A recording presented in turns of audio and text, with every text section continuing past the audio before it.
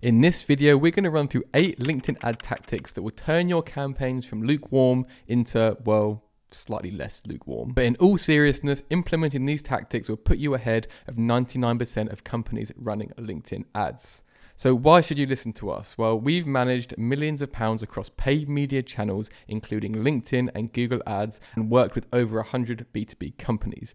LinkedIn is also the platform that we as a business generate most of our leads and revenue. So it's time to pull up those LinkedIn socks and get on with the first LinkedIn ad tactic. First tactic you should look to implement is leveraging LinkedIn Ads API. This might sound scary, but it's actually pretty simple. You can use tools like Supermetrics to access more data that you wouldn't otherwise see in the LinkedIn dashboard. One of the best use cases is being that you can only see a list of around 10 to 20 companies within the LinkedIn dashboard that you're targeting, but using the API you can see a full list of all the companies that have received at least one impression of your ad, which is pretty cool. You can then go through that list of companies and remove any ones that don't fit with your ideal target audience market.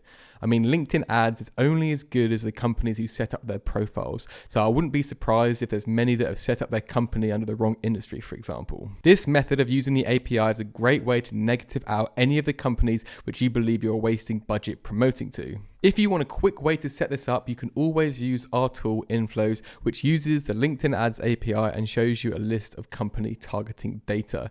You can also take this one step further and you can sync this tool with HubSpot to track your assisted LinkedIn conversions based on the impression data. And I'll link to that tool below in case you'll find that handy. Second is thought leadership ads. Now, I'm bullish on thought leadership ads for a few reasons, but it's pretty much LinkedIn Ads update that allows you to promote content from your personal account instead of from company accounts. This update has definitely put LinkedIn ads at the forefront of B2B influencer marketing, allowing companies to promote individual content instead of always it coming from the company page. Now, how should you use thought leadership ads? I like to combine it with my organic LinkedIn strategy. So for example, I post around 3 to 5 times a week. And then I like to look at the best performers which have resonated the most with my target audience market, and then add that into the remarketing mix of our LinkedIn ads flow. If you're working in a company, you can always try and get creative by getting other senior members to post on LinkedIn, or you can get other industry influencers to get involved, and you can therefore use their content as part of your remarketing or first touch point mix within your LinkedIn ads, and use this as a quick and high credibility way to add more ads into your mix and actually create higher frequency touch points within remarketing campaigns, which are going to move the needle and get your company to be trusted from the people posting rather than just always coming from a faceless company page. The next tactic is all around looking and taking inspiration from your competitors' LinkedIn emails. And I actually came across this the other day when I was looking for some ad inspiration. You may or may not have heard of the LinkedIn ad library. All big ad platforms have it, and it's a way to give transparency over what content is ads out there. So you can go through and see a list of any company's ads, and you can see here on the left-hand side, you can either search via company ads, or on the right-hand side here, you can go and look at certain keywords, which will then bring up all the ads which contain that type of keyword. What I found here is if you go over to the LinkedIn ads library, this parameter, which is %sign keyword percentage in the search by keyword, what you'll find here is you can actually see all the sponsored emails which have been sent out by competitors in your space. This is a really good way of getting under the skin of what's probably working in the industry, because if someone's sending loads of different variations of a gift card, for example, in the marketing space to jump on a call, then it's probably a really good indicator that that strategy and that type of content is working and resonating really well with the target audience market. And you can then create your own email strategy off the back of this. This moves on to our fourth tactic, which is using inbound to inform our outbound. So in other words, whereabouts does outbound, i.e. sponsored emails, sit within our LinkedIn ads marketing flow? So how can we integrate these emails or conversational ads into our campaign? And what we found to work really well is by using inbound engagements to trigger outbound emails. So for example, we may promote a video to a brand new audience, and it could be a testimonial video, for example. We then create an audience of everyone who has watched 50% plus of that video and put them into a LinkedIn ad audience. You can then create a flow which automatically sends these conversational ads or email ads to those engagers. We found over the years that this approach has a significantly increased reply rates over just sending cold email ads to prospects. This approach has actually led to some of our clients landing deals with some of the biggest companies in the UK. Now, number 5 is a really cool tactic, and it's how you can use LinkedIn ads in order to steer your Google search remarketing strategy. Now, I'm going to show you exactly how to do this, but the essence of this is that not all B2B companies have large or easy to reach target audience markets through the likes of Google search. So what we can do, for example, is create a really tight LinkedIn ad group. We can then send all of that traffic through to your website. And then within GA4, we can create a group of these people that hit your site, which we know are part of your ICP or your ideal customer persona. And then when we set up a Google Ads campaign, we can then use this audience, which has been sent from LinkedIn, in order to make sure that we're appearing absolute top in the search results for people that fit within your target audience market when they type things in within search engines. So I'm just going to jump over to that video now. So if we go into our GA4 account and we go to acquisition, user acquisition, we can see down here the different ways in which people are finding our sites. We've got direct, organic, referral, organic video, paid social, organic social.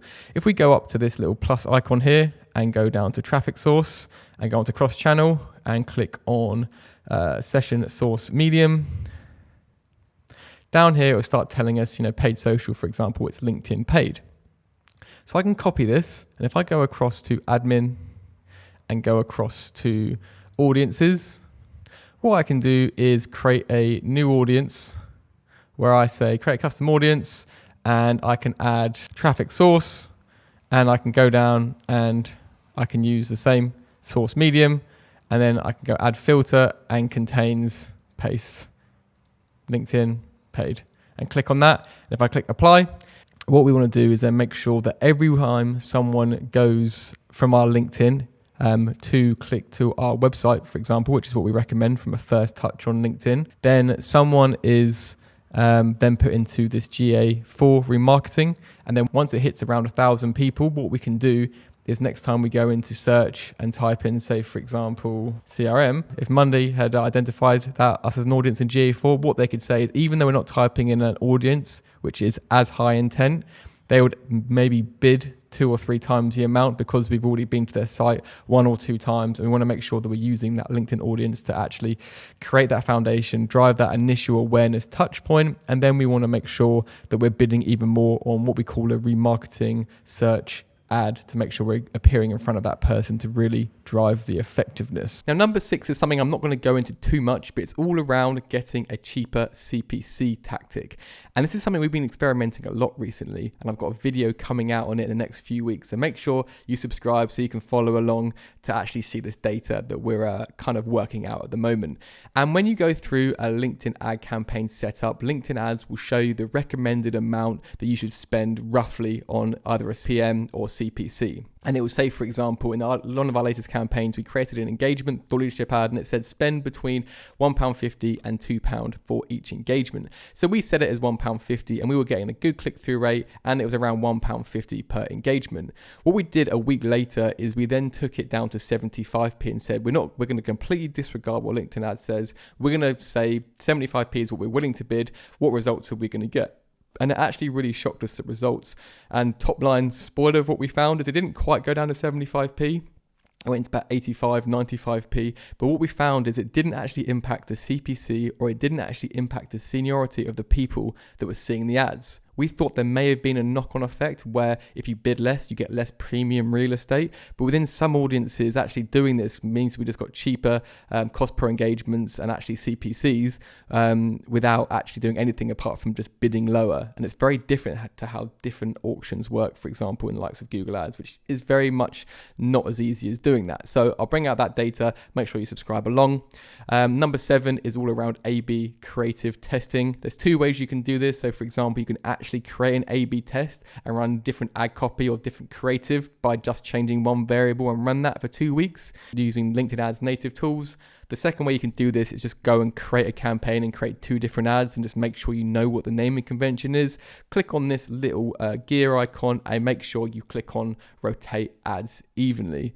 Ultimately, this then you can go and do it manually. You can do it the automated way by doing the A/B split testing, or you can do it manually by going and actually doing it in the ads, and it's making sure you configure to rotate evenly. And now the final LinkedIn ad tactic is actually more of a playbook and strategy, and it's something I'll link to right after this, is actually not just sending out, your ads to your hard target audience market and uploading a new ad, and not really thinking about structure. The B2B buying journey has very much changed over the years as buyers are getting getting more informed, and the way in which we should structure accounts should really follow on from that. So I'm not going to touch on it now, but if you want to watch a video around how you should structure your LinkedIn ads account and actually a playbook for modern B2B buying, you can watch this video on the top left-hand corner of the screen here, and hopefully you guys will get loads of value from that. If you found this video useful, please feel free to hit the like, and if you can subscribe, if you want, I don't mind. Anyway, have a great week, guys. Speak to you very soon.